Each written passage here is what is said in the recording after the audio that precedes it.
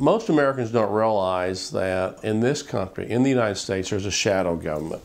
It's a government that operates behind the scenes, that at a moment's notice could step forward from the shadows, and most likely will in the future, and take control of the government. This is reflected in several directives that were issued by George Bush in 2007, and they're called the continuity of government, in which, in order for the government to survive, supposedly, in a national emergency, which could mean anything, by the way, anything that greatly affects the United States. It could be a hurricane, it could be a terrorist attack. Non-elected officials, which George Bush is stationed outside of Washington, D.C., would step in and take control of the government.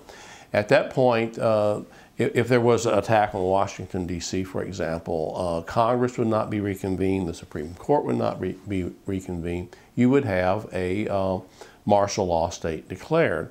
And that's a nice name or euphemism for a military dictatorship. Radar Magazine, a writer named Christopher Ketchum, has written an article just recently in Radar Magazine where he details that it goes a step further, this continuity of government.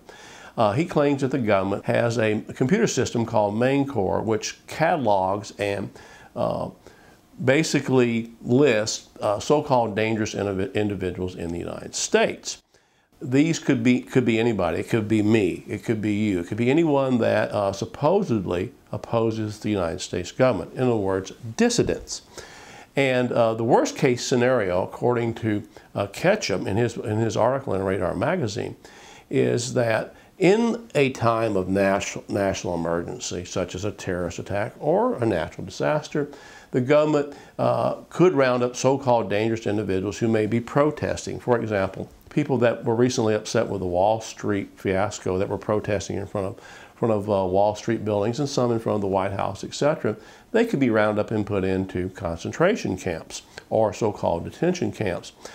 The idea of putting people in detention camps is not so far-fetched, because several years ago, a subsidiary of the Halliburton Corporation, which has done a lot of the private contract work and made a lot of money off of taxpayers' backs in so-called rebuilding Iraq, was given a $385 million contract to build concentration or detention camps in this country, supposedly and this has been the argument, that it would be for illegal aliens or immigrants and those kind of people. But the language is so vague in the contract that it can mean anyone, even people who are politically opposed, who exercise their free speech rights either on the internet or through demonstrating or whatever.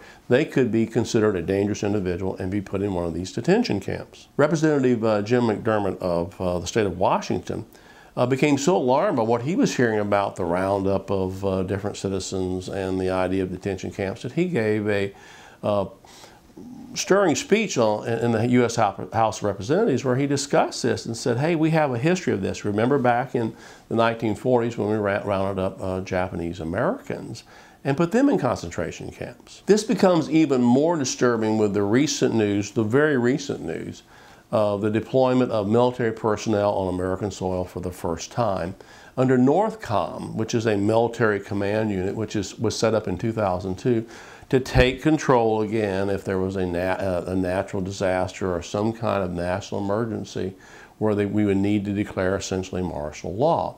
The scary thing, and this has been detailed in a recent Army Times article, is that these troops on American soil right now are being trained in police tactics, the use of batons, roadblocks, tasers even. So they're going to become police. Well, this is in direct violation of the 230-year-old Posse Comitatus law, which says you're not supposed to be in this country putting the military on the streets to be policemen. It's a very dangerous thing to do because policemen and military personnel are trained to do two separate things. The police are supposedly trained to keep peace. Military soldiers are trained to kill. They're trained to fight the enemy. And that's the danger of all this. But this is actually happening in America. What's the solution here? The United States Congress, which has shirked its duty for years and given over its responsibility to the President, to the executive branch, needs to formulate its own continuity of government plans where it specifies that in times of a national emergency, whatever that may be, Congress and the Supreme Court have to be reconvened. We have to keep a proper balance in government. The President should not declare martial law except under extreme circumstances. These all should be put down plainly in the law. What we're facing now, if Congress does not do its job, and if we don't get the president or future presidents under control, our own government is becoming more of a threat than any type of outside threat from a foreign enemy.